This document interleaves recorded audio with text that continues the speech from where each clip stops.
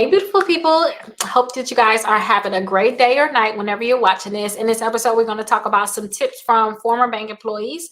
And former bank employees is going to be research that I've done. I am a former bank employee. I don't give myself credit. I worked at a bank when I was in high school. I was actually a co-op teller. And also me and my friend, she worked at the bank. She was actually one that trained me. We talked about these different things previously. So these are things that I know to be true. And then I talked to plenty of people at the bank because I'm getting accounts for them. So these are things that they actually told me that you just had these things in order. We can give you what you want, Rickita. So that's why I'm telling you guys about these different things. So just let's buckle in and let's actually go through these things. And it's very simple to me, but I have to understand that I do have the experience a lot of times with this different applications and everything like that because I did work at the bank before. So I want you guys to first just make sure that you maintain a good credit score. And I would say aim to have your credit score over 700. And if you look at Credit Karma, just say on Credit Karma, you need that number to be over 720. That would be the goal. If you guys maintain a credit score over 700, a lot of times you're going to get what you want, literally. So just make sure that you maintain a credit score over 700. And again, if you're looking on Credit Karma, your credit score may be lower than what's going to be actually at the bank. So maybe you want to actually aim for a higher credit score. So if you wanted to show 700, aim for 720 when you're looking on Credit Karma. So keep that in mind. And then also have a stable income. They want to see that you have a stable income, because I have went to, like, even at the bank that I was working at, they wanted to have, they're gonna want to look at your check stubs a lot of times. They want to look at your tax returns. And they may want to look at these things, especially when they want to prove you for a high amount, or if you want to go for some type of business finance. And so if you want to have higher approval odds, you just want to make sure you have these things in order, because sometimes you're not just applying online, you're applying in person. Maybe it's a credit union that will give you a high amount, but you got to apply in person, and maybe they want verification of all these documents. Sometimes PenFed want information. So you got to have these different things in order. So make sure you have a stable income, and not only just have a stable income, maybe make sure that you guys can back it up too. Don't just have the income there, just be able to back it up in documents. That's another big thing. Now, make sure you guys also limit your debt. A lot of people don't think about the debt to income ratio, but they do think about it. Just think about it. If say somebody asks you to borrow money, if you know that they owe so many other people and they owe them a lot of money and they really don't make that much money, you're going to be like, no, the chances of you paying me back is not going to happen, because you already owe all them people money and you don't even make that much. Like, you behind. That's exactly how they look at it. Like, you owe a lot of money and you don't have that much income compared to all this debt that you have to pay. So they looking at your debt to income. It's a ratio that they're looking at. So just make sure that you have it low.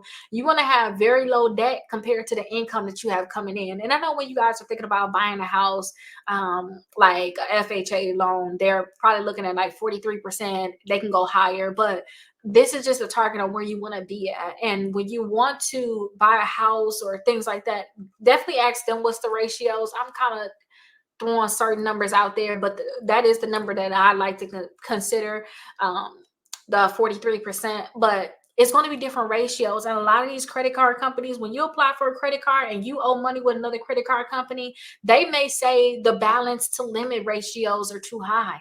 That means you owe too much money on that compared to how much you got available.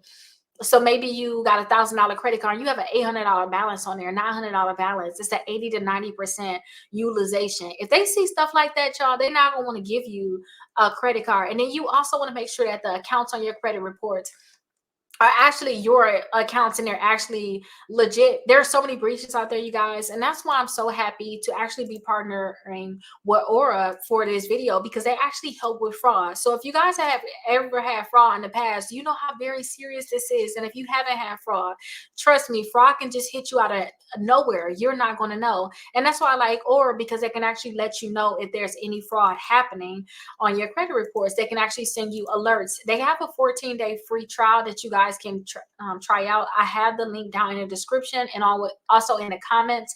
So definitely check them out. And then they have prices starting at just $10 per month. So this is good for those people that have probably identity theft in the past, scams, or any online threats. And it's good for the whole family. And it works on multiple devices too. So Aura keeps reinventing themselves, should I say, and adding more things, which I'm very, very happy about. They already had it where they had the 60-day money back guarantee where you can try it out. They already had the $1 million coverage if you had losses or fees, but now they having it where they're adding more things on that can protect more than just you, but also your family. And like I said, you can get alerts. So if you have a new account, or is going to let you know, hey, you have a new account in your credit report, you can get these alerts right to your phone. Maybe you're so busy you don't have time to look at credit. I look at credit every day. That's just what I do. That's just like somebody that's maybe they're a stockbroker. They look at stocks all day, but I'm not checking my stocks. Oh, yes, a lot of times you're not checking your stocks all the time. So Aura, you guys, can actually let you know your different alerts. They're on top of that. Just think of them as protecting your credit. You built up your credit. You talking about getting approved for credit cards. Other people can be getting approved for credit cards in your name, and you need to know about these different things. So that's why I'm so happy that Aura actually sponsored this video. And they also have a VPN that can help you guys make sure that you stay safe while you are on the internet. And again, all you have to do is choose a plan. You need to just set it up, just get it activated, and then you'll be notified. And then say, if you see right here, we resolved 3 threats in the last 30 days. And that's for you and your actual credit report. So please go ahead and sign up for their 14-day free trial. I know this is going to be something that's going to be great for you guys because we need some type of monitoring there telling us exactly what's going on. And if you were to have fraud, you need some help. Like, okay, I need help. What's going on? You need to know these different things. So thank you so much, Aura, for sponsoring this video. Now for the next thing is provide accurate information. And you want to make sure accurate information is on your credit report, which is what made me think about Aura too, because you want to make sure that what's on there is already accurate. But when you do your application, make sure you provide accurate information. When you're doing applications online, sometimes people, you do the simplest thing by just misspelling their name. They left out a letter, they pressed the wrong button, or whatever. Anything could be, you forgot to put a 0 on your income, not look like you make a 10% of what you actually make, things like that. So just make sure that you provide accurate information, and when you're typing these different things and you're not having any errors. So just double check your application, and then build a relationship with your bank. Open accounts and use their services. I know with Navy Federal, they once told me, like, before they extended more credit to me, they was like, something along the lines of, I don't have a relationship with them. I don't have enough accounts with them, or I'm at the limit on what they can extend to me. And that's based off of me not having any type of direct deposits with them, or I don't have any type of different loans. So at that time I did the pledge loan just to open it up where I have even more things. I didn't want to get a car note. Like, I'm not going to go above and beyond if I don't need it. You understand what I'm saying? But at the same time, you want to build a relationship with them. When you want to get certain loans, you want to build a relationship, because the more money you're spending with them, the more money you have coming into your accounts. They can see exactly what you have going on, and they are more opted to actually help you and approve you for certain accounts. I know when I went to a credit union outside of Navy Federal, since I had an account with them, I've been talking to them, and I had like a face-to-face conversation with one of the ladies at the branch. I was more opted to get loans. Like, my car was upside down, y'all. They refinanced my car. Didn't tell me to put the extra money on it. They put it into the loan, which was good because I ended up paying that car off faster. Way better interest rate. I refinanced it. That was really good. They gave me a $6,000 credit card. And at the time when I was doing this was major for me because I didn't have this. They gave me a home equity loan. They was able to give me $20,000 off of my house home equity loan. And it was just so amazing because I built a relationship. Build a relationship, have a good paper trail with them in terms of you're not messing up, you put money in your account, you don't have any late payments, and you have a great chance of actually getting approved for more accounts with them. So these are the tips that I personally learned from the bank and also from my experience. I am a former bank employee technically.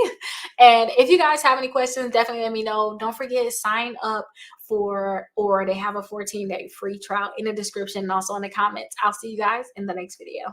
Bye-bye.